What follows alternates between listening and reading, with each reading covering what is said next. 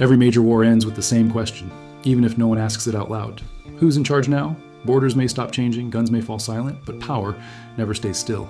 It shifts quietly, sometimes overnight, and sometimes so slowly that most people don't notice until the world already looks different. History shows us something important. Wars don't just destroy countries.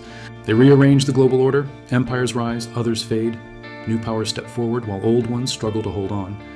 And once that balance shifts, the world never fully goes back to what it was before.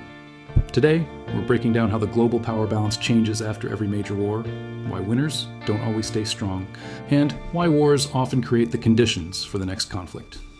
Before we go deeper, a quick moment. If you like videos that explain wars beyond headlines and help you understand how global power really works, take a second to like this video and subscribe to the channel. It really helps Global Conflict Explained reach more people who want clarity instead of chaos.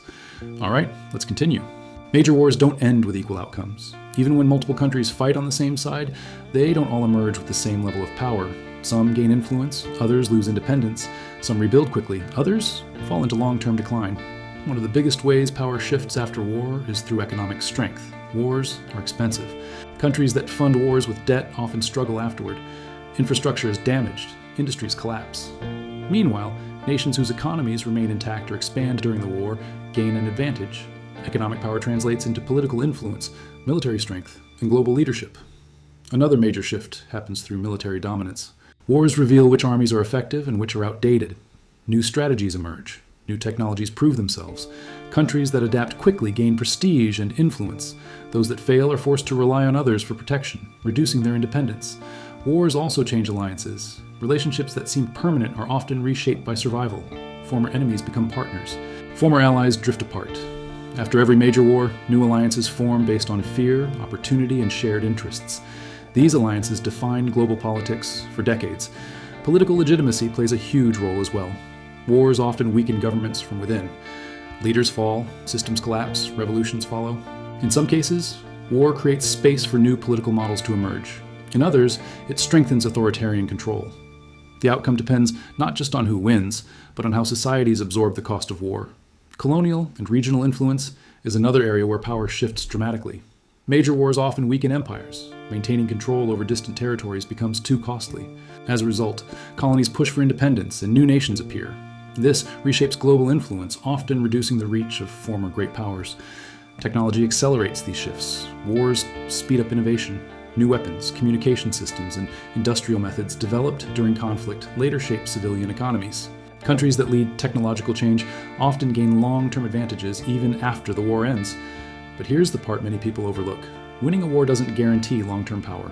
Sometimes victory creates exhaustion. Resources are drained, populations are traumatized, political divisions deepen. Meanwhile, countries that avoided direct involvement often emerge stronger, wealthier, and more stable. This is why neutrality can sometimes be a form of power. Another critical factor is global institutions. Major wars often lead to the creation of new international systems designed to manage peace. These institutions reflect the balance of power at the time they're created. Countries with influence shape the rules. Those without power follow them. As power shifts over time, these systems are challenged, weakened, or replaced.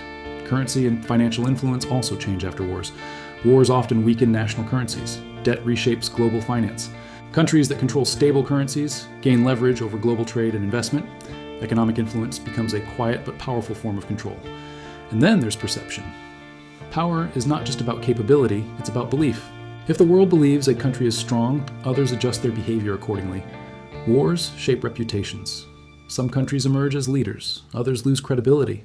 This perception affects diplomacy, investment, and security decisions long after the fighting ends. The most important takeaway is this: every major war creates instability even in victory. New power structures form, but they are rarely accepted by everyone. Rising powers challenge old systems. Declining powers resist change. This tension is why the aftermath of major wars often sets the stage for future conflicts.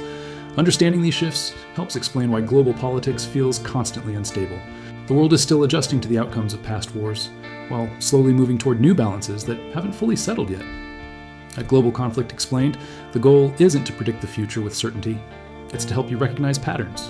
When you understand how power shifts after wars, today's global tensions start to make more sense. Now I want to hear from you. Do you think today's global power balance is stable? Or are we heading toward another major shift? Share your thoughts in the comments. I read them, and they often shape future videos.